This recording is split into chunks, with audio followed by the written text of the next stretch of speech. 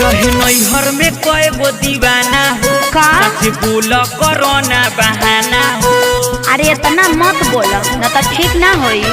रहे नैहर में कई गो दीवाना हो का बोल कोरोना बहाना हो। चुप रहा। तो देखो हिमला तो हर जवान हो लगा के मोहलबा सुन लो।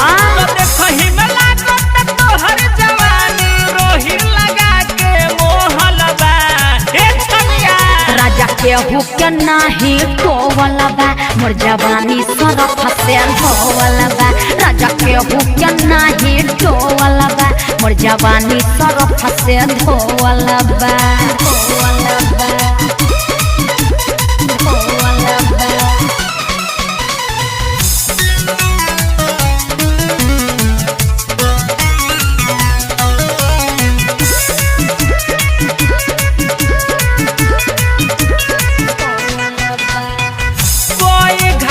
पानी पियले बारू महारानी देखी टराई के पहले राजा जानी।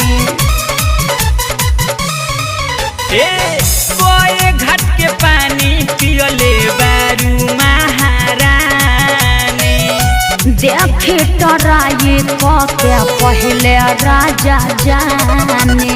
तोहरा जवानी के ताला करे जहाँ बोला कवना के खोलल बा। अरे ऐसा नहीं खे। राजा के हुक्म नहीं टोवला बा मोर जवानी सरफ से धोवला बा। राजा के हुक्म नहीं टोवला बा मोर जवानी सरफ से धोवला बा। धोवला बा धोवला बा धोवला बा धोवला बा धोवला बा।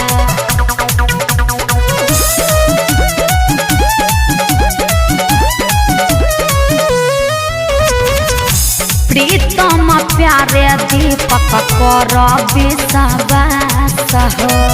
मिलन संजीतवा तोहर बनल बाटे खास हो। अरे सब का सोचत रहेलो। प्रीतम प्यारे दीपक कर विश्वास हो। टिंकू बिनय तोहर बनल बारे खास हो। अरे ना हो।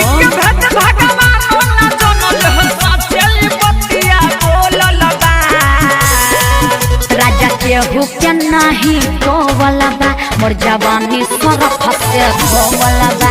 राजा के हुक्म नहीं टोवला बा मोर जवानी सरफ से धोवला बा। रहे नैहर में कई गो दीवाना हो का सच बोल कोरोना बहाना हो। अरे इतना मत बोलो न तो ठीक ना होई।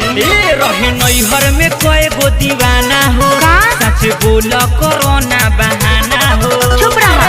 हिमला तो हर जवानी रोही लगा के मोहलबा। सुन लो। हिमला तो हर जवानी रोही लगा के मोहलबा। राजा के हुक्म नहीं टोवला बा मोर जवानी सरफ से धोवला बा। राजा के हुक्म नहीं टोवला बा मोर जवानी सरफ से धोवला।